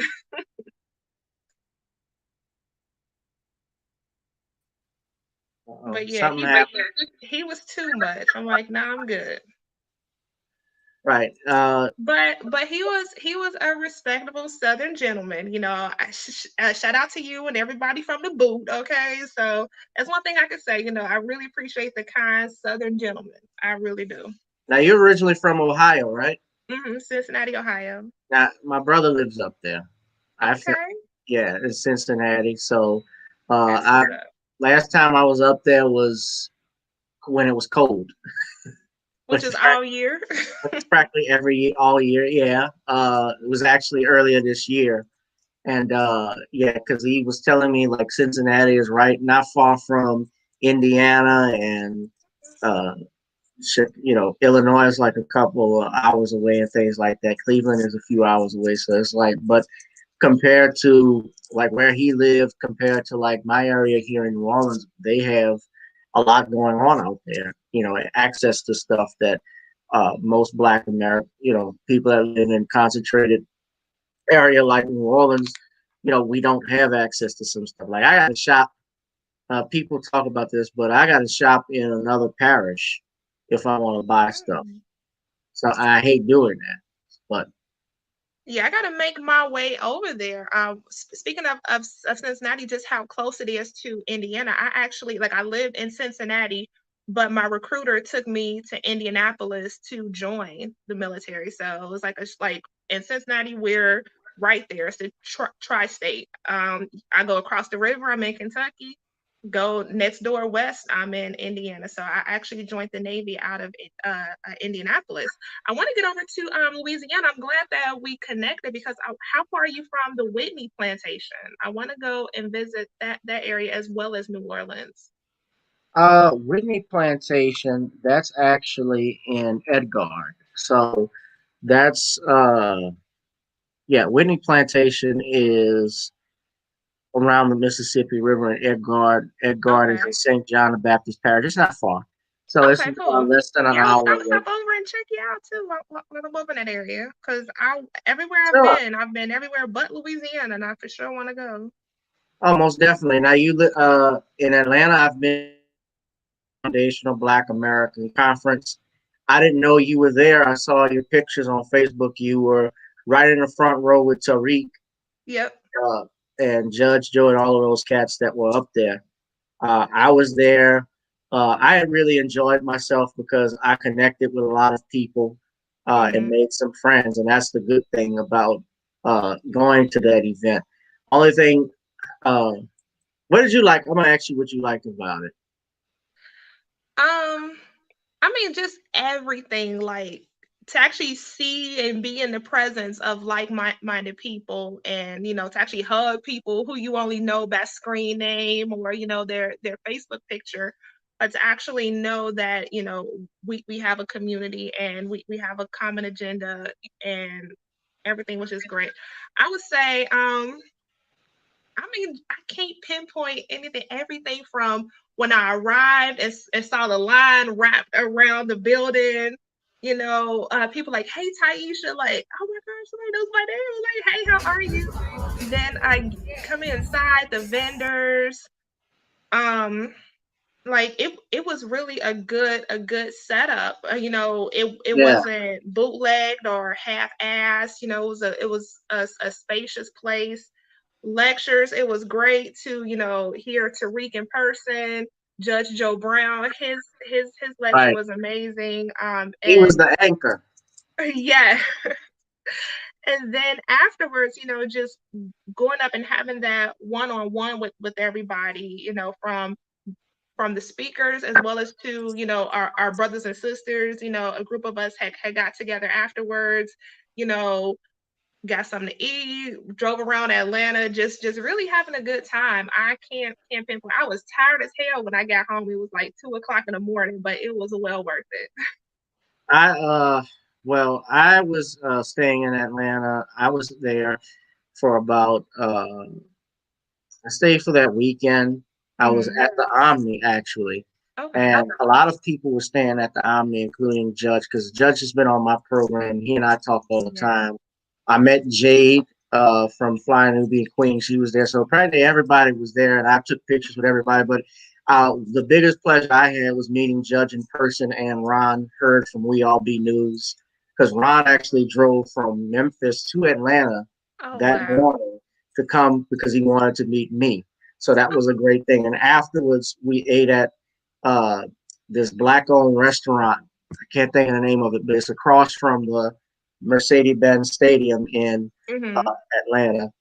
Okay. Yeah, and sorry, but my Saints beat the Falcons today too. So, well, I'm not sorry, Hey, but not I'm not sorry. a football fan. I'm just here. Like the only time I get into, and I won't say really get into football, where I actually know what's going on, is if the person I'm dating is into football. Other than that, I don't Okay, yeah, that meant she's single. know. And not just social media single, not as complicated, Okay, for real single. yes, for real single. Yeah, I love that smile. Thank you. Yeah. Yeah, the only drawback with the FBA conference, I could say, I thought that they could have had like some screens that were set up so those people in the back could actually see uh, the character, Mhm. to see everybody. Uh, and then on top of that, unfortunately, they didn't have a lot of food to eat because of vending foods out there. I know it was COVID restricted, and what made it worse is that everything in Atlanta, because of the COVID restrictions, everything is shut down. Like there was stuff that was still open, but everything closed early. So the Chick-fil-A that was right there and so forth, and a couple other Mhm. places, they closed early. So even McDonald's I think was closed because they don't allow walk-ins because of that whole thing. So you just had to. So we went up there and I ate with Ron, this other attorney Brian Gothard. Yeah, shout out Mhm. to him and a couple other brothers. We really enjoyed ourselves and it was a great time. Good. I want, yeah, I I do. You said I wanted to ask you this because you say you have a firearm or you Mhm. keep on you. So just curious. I'm not gonna ask you wait you keep your guns or anything like that. But as a gun owner, like how many guns would you advise? Do you advise any person to have if you had any? I thought of it. I mean, I don't know. I would say one. I mean, at least get you one that works, that you can afford, and that is, for you, that you have ammo for. But I guess with having the military background and law enforcement background is, you have your primary and your secondary. I make sure, that I have a pistol, I have a rifle, and I also have a shotgun. Shotguns are, you can use those for home defense. You can also hunt with them. And there's also plenty of shotgun rounds on the shelf. My rifle, I really, really love the art of that and just, really testing yourself for your accuracy. Like there's so much more that goes into, using a firearm than just pulling the trigger. It's Right, about, I mean, your trigger pull, your eyesight, your vision. Like as a teenager and stuff, you didn't worry about, like, oh, I have perfect grouping, vision, I'm good to grabbing it. go. But now, as you're aging, okay, I really have to preserve my hearing, my eyesight, dexterity, Right. and upper body strength, just all of the mechanics that go into this beautiful art form. That's what I call it. I love it.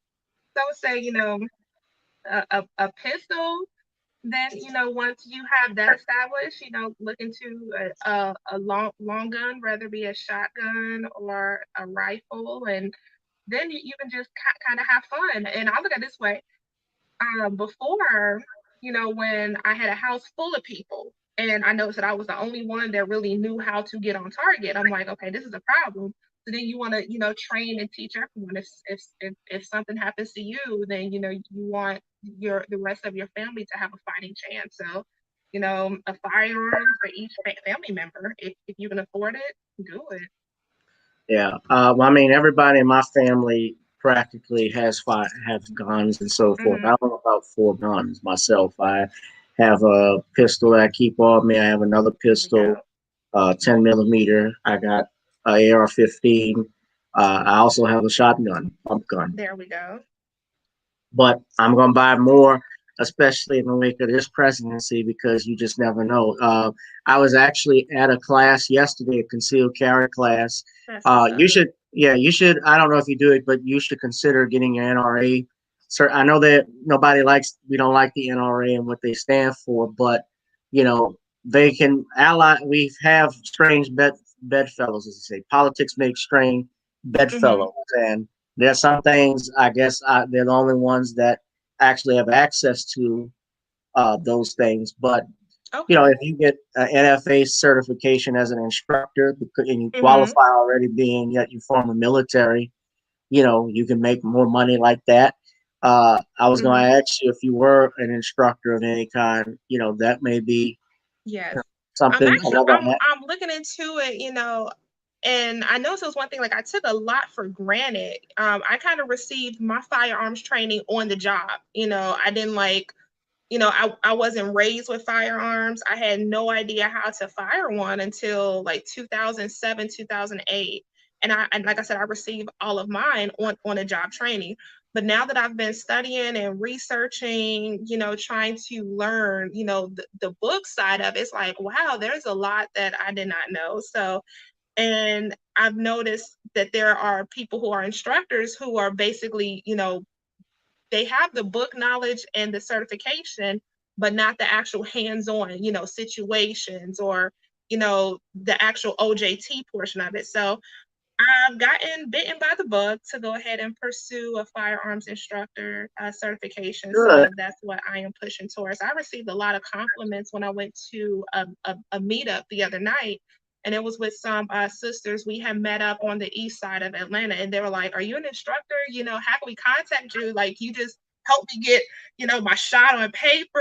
I'm so calm. Like, they're not afraid to pull the trigger." And I'm like, never really thought of it that way. Like, I'm just a mom, So yeah, I've been bitten by the bug. So I will definitely push that, and I will make the announcement once I have that completed. And like I said, there's so much more to learn, and you learn by networking. And I'm definitely in a better place here in Georgia where, I can talk to anybody about it who share a common interest.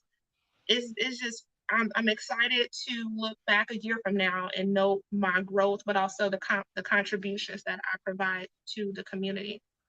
Have you? How old is your son? He's 16. He just turned 16. Oh, okay. So you take him to the range and he goes to the range with you, or? Oh yes, I have a video of him on my channel when I first took him to the range, because a lot of people asked about that. I'm like, you know what, my own baby I call him a baby. He's a grown up. My own son hasn't been yet, but he doesn't go with me You're that always often. a baby He goes to your with dad. parents.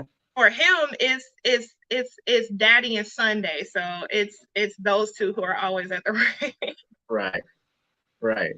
And you're in Georgia, which is great because I know they're pro Second Amendment over here. In Louisiana, this is a pro Second Amendment state, though they have tried, the Democrats, House Democrats, some of them have tried some stuff, but we have a lot of Democrats, believe it or not, that are very conservative as well, that like the Second Amendment and so forth. But New Orleans is a different ball game too, because the city of New Orleans itself is mostly liberal in terms of what they enact. And I remember when Mark Morial was mayor. Now, I was a boy when he was mayor, but someone told me that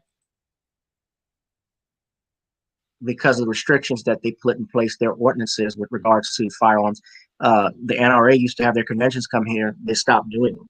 So, but that, having said all of that, it's good to at least get exposure And especially since you train your kids into firearm safety, that's Yeah. another kids should know. It's not something that we should worry about. For my dad, didn't take me and my brother to the range really until we were in our late teens, early 20s. Probably been the first time I ever been to a gun range. And now that I'm a gun owner, I try to go every other weekend, but I'm trying to save my ammunition right now. And as you know, and maybe you could talk about it briefly, ammunition is hard to come by. There's actual ammo shortage across the country.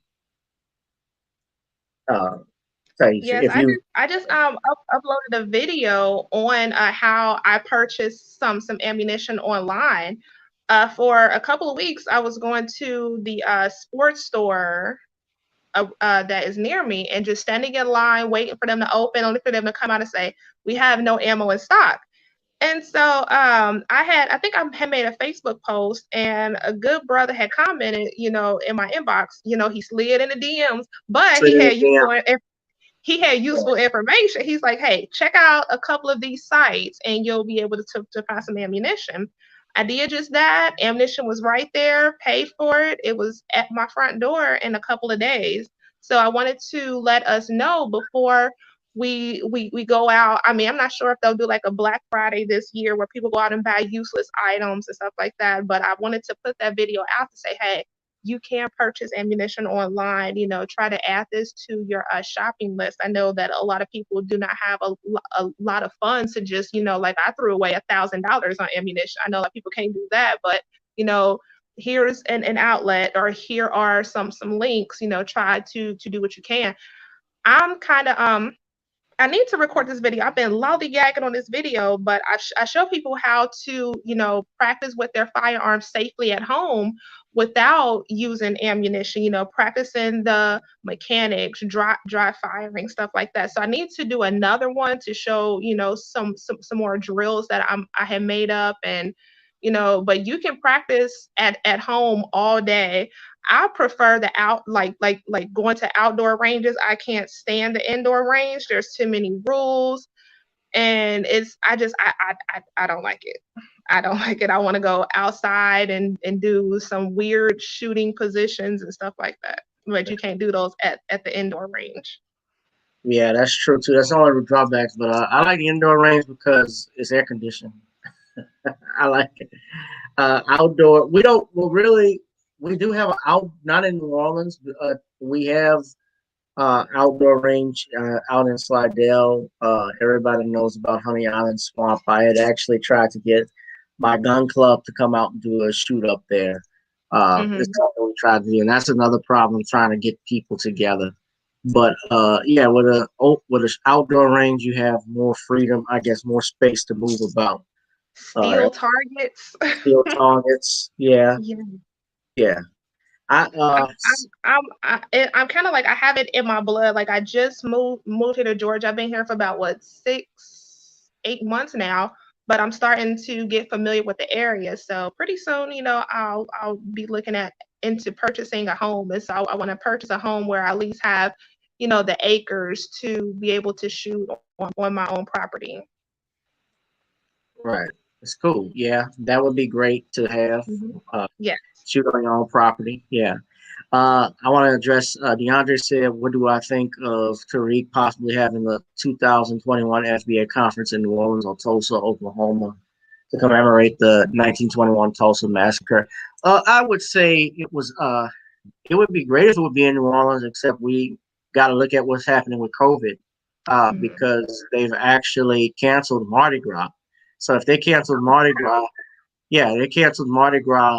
well, there won't be any parades during Mardi Gras. So I can only imagine what they're going to do to the Negroes that want to hold a convention and meet up.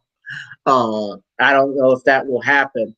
That Tulsa, Oklahoma one, that would be an interesting one. I'd have to fly up there though that time. I don't know. What do they have up in Tulsa? Anybody knows? Well, I just drove through Tulsa when I was driving across country here, and there's many parts to it, like where Oklahoma City is. then you have to get on this turnpike, and you pay like 50 million tolls through Muskogee country to finally get to Tulsa. I'm like, I'm so tired of paying tolls. Like, you drive a couple of miles, pay a toll, couple of miles, pay another toll. I'm like, I'm over this. But it's a really peaceful area. It has a lot of art. The University of Tulsa is nearby, and it's a really beautiful place. While I was there, I did not see too many people out because it was kind of drizzling, raining, it was cold as I don't know what. But it was a peaceful place. It's not too far from Oklahoma. Then I went to what? I went into Arkansas. So Yeah. not a bad drive at all. If you wanted to, you could stay in Oklahoma City. I'm trying to think, what did I pass while I was driving through there? I know from the Panhandle of Texas, what is it? Amarillo, Texas. All that is a short drive away. Because I drove from Arizona to Oklahoma City in one whop, and that was like 14 hours, and that sucks. So.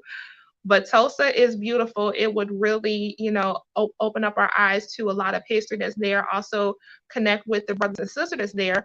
And there was also an article that came out by the mayor where they were talking about doing this research. Everything's talking this research, a research into reparations, or I don't think it was for reparations, but it was trying to do research about this supposed mass grave that is there in Tulsa. So it would definitely be into a lot of stuff that's happening. Right. There's actually a lawsuit that's pending about that Tulsa, Oklahoma race riot.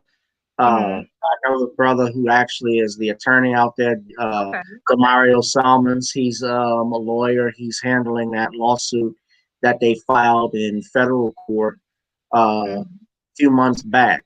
I'm surprised that they're doing it just now, but they had changed the law in Oklahoma where they allowed you to sue it.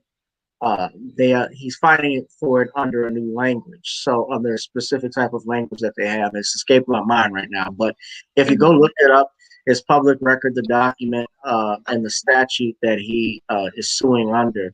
I believe it was some type of malfeasance because it was. I mean, they dropped nitroglycerin bombs on a black city. On top of that, they used, from what I'm hearing, they used the airplanes that the black community actually own, according to Brother Ron. He told me that. Wouldn't surprise me if it surprised me when I heard it, but if it's true, it's like we were doing business with these people and look what happened. Right. Or how did they get access to it? But those are some things that our community doesn't know about. I would, if it gave me the opportunity to go out, if they actually had it in Tulsa, I hope this answers your question, DeAndre. I probably would go. It would be nice. I would hope the brother would have some screens this time.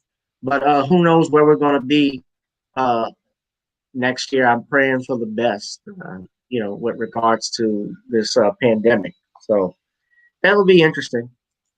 Yeah. Absolutely. Tieesha Essex is my guest. Her website is TieeshaEssex.com. You can also go to, I put it in the comment section. I will put it again.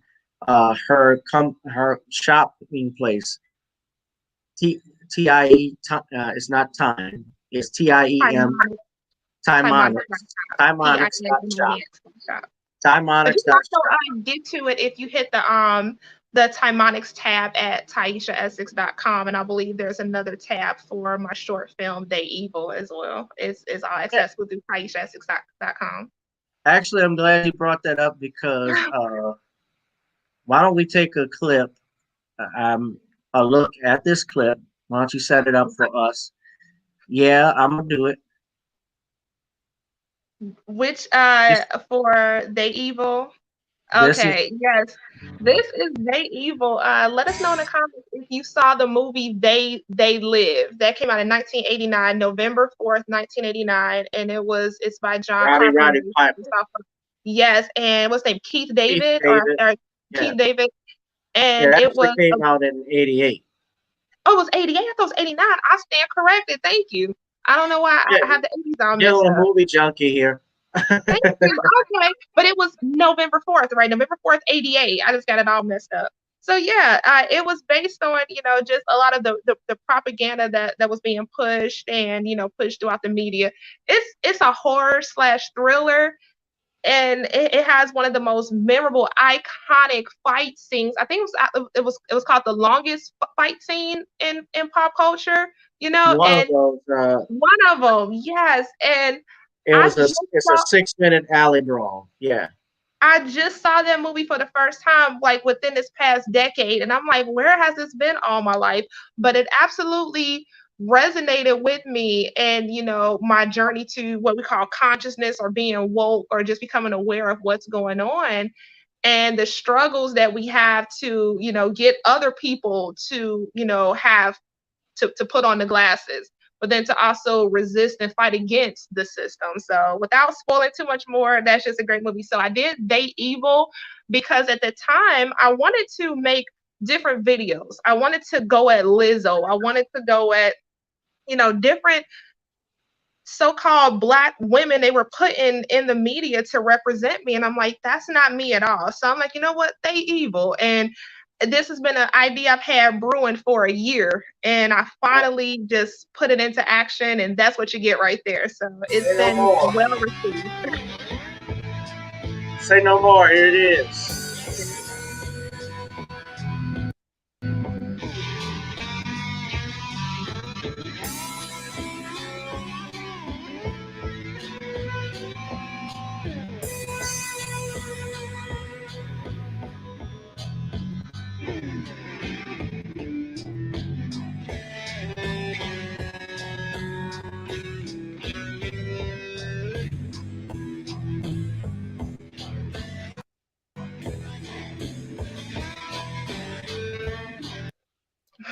So you're looking for assistance. I attended this university for 4 years, and I don't know if I anybody have can not hear it. been able to find employment There we in the go. degree field. And come to find out, I have no real skills. What's going on with your hair? Okay, best I can do is give you this. Maybe your resume is not up to par. Bring you back a resume. Come back with a resume, and there may be something we can do. And do something with that hair. She looks just like you.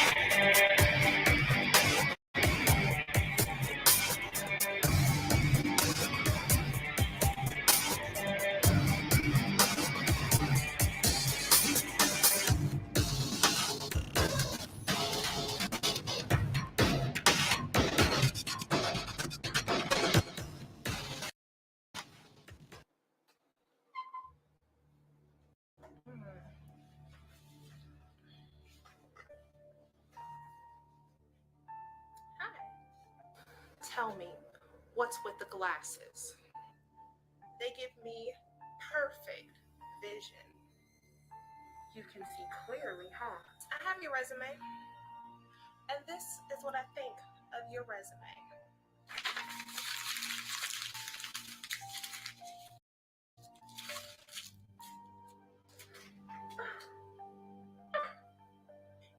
And you know what? You're ugly. You're real freaking ugly. You're an ugly person. We have one that can see.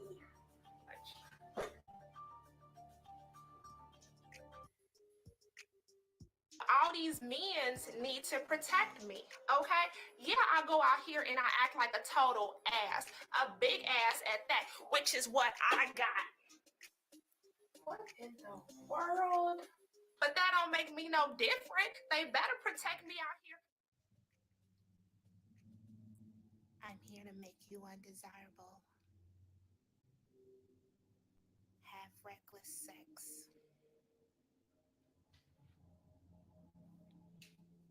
Be stupid like me.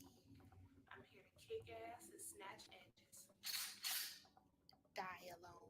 These hoes are all out of edges.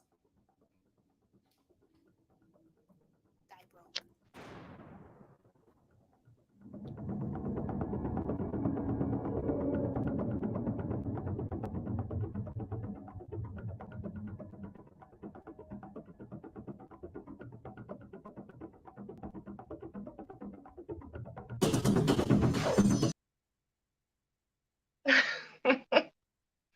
It is so funny when I watch it.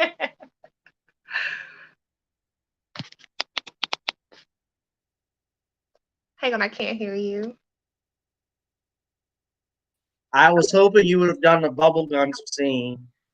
I have come to kick ass and chew bubblegum. And I'm And now I'm out of bubblegum. Yes, I was like, what can I do? I was trying to figure out how to close out that movie because I filmed the whole thing by myself. I'm like, how do I close this out? And that idea just came to mind as I was editing that last part because I actually filmed that right before I uploaded it. I'm like, this is it. I'm done. Like, I was ready to be done. Like, I'm done. And it just came to mind, kick ass and snatch edges. And these hoes are all out of edges. And it worked. I just wish that my volume was loud. I just layered too many things. That's why I was kind of low, but I'm like, I got it. Yeah. She is Tieesha Essex. If you go to TieMonix.shop, you can check out and buy. She's got thigh holsters, knives. She's got all types of weaponry. Belly band holster, theft, anti-theft shoulder bags. You can view all of her products, and you should also subscribe to her YouTube channel. She's a vlogger. You just saw her short film, They Evil, on Tieesha Essex. So please subscribe to her channel and support this sister. Thank you. So, it's for you. well, thank you. Yes, and that's always important to support me. So I appreciate it, and I appreciate you coming on. I was trying to get you on for the longest, and I'm grateful that you came on here. So thank you, Mom. Thank you for the invite. Like, you are a brilliant brother. I really love your approach. You're brilliant, and that's just, it's amazing. Keep going. Oh, you're brilliant, handsome. Well, no, let me stop. A gentleman, kind-hearted. You feed puppies on the weekends and plant flowers in the spring. But you also kick ass and chew bubblegum, but you all out of bubblegum. But no, I really, really appreciate you because, like I said, I think that's one thing that we lack. Like, although I'm not a lawyer, obviously I'm not a lawyer or a paid attorney spokesperson, but we do need, brilliant minds like yourself, attorneys to help us with the jargon to understand things that, that just goes over our head or people try to sneak past us. So we really appreciate your approach to politics and things that, directly, indirectly, or adversely affect us, as a whole. So thank you for what you do. Thank you very much, sister. I appreciate it. I love what I do. Love being an owner and entrepreneur. And I love that we can expose people like yourself to a broader audience and to have our people discuss these things because we often we're missing out on a lot of things. And right now we're being pushed into a permanent underclass of which I don't think we may get out. But if we support group economics like this, keep promoting each other's platforms so that we can become successful, we don't have to worry about being with others who don't care for us and who don't respect us. So I appreciate it. I appreciate you coming on. I'm praying everything is all right with you and yours. And I hope you have a blessed Thanksgiving. You too. Eat as much turkey as you can. And everybody out there, happy Thanksgiving, although you may see me before Thanksgiving. Please go to her website, TieMonix.shop and TieeshaEssex.com for more details, and subscribe to her YouTube channel. You've given me, you've woke me up because I actually want to go out and do make a movie myself, a short film. I always talked about it, but just never thought I had the time to do it and money and so forth. But it's just a matter of going out and doing things. That camera you used, was it, if I could ask, is it a high D? Yes, I filmed it with a Sony A6400, and it records, in 4K. However, I recorded it in the wrong format, and I love the chance to go out and film that, because I usually just use my camera for going live on YouTube. But it forced me to learn this camera, so I recorded it in the wrong format, so I couldn't use it. But I had to reduce it to screenshot it to eventually use it. So it was just all over the place, but it worked. But I used a Sony A6400. I have links for everything that I use in the description of that video. Everything from my camera to my tripod, my monitor, my lighting, my green screen for the office scene, the wigs, everything from Amazon, and the clothes. That leopard print outfit, I was gonna wear that on my birthday, but the Black Authority was like, y'all females who wear these animal prints, but I hope y'all don't get poached. So I'm like, that's a wrap. So I used it for the film. Yeah. And the only time we catch you twerking is in character. Right.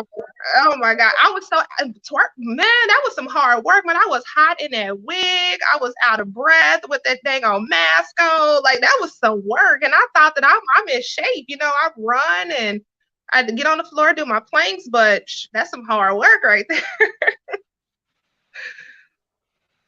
Okay. I've aged out of that. Most definitely. Well, my dear, it's a pleasure to have you on. Brothers and sisters, give it up for Tieesha Essex. One more round of applause. She will be, and we can have you come back on sometime in the future. Absolutely. Absolutely. You also have an invite to come and chop it up with me. Sure, just let me know when. All right. Definitely. Thank you. All right. Thank you. For your support. No problem. And everybody, this has been another edition of Gavin Richard Presents. Please subscribe to the channel. Also donate to the channel at the Cash App, GavinRichardEsq. Of course, they don't monetize. My channel is not monetized as of yet, but I'm hoping that we'll change that in the future. And eventually we may be able to get off YouTube, have our own platform. But you guys be safe, be blessed. It's time to go eat some gumbo. I'll holla. Peace.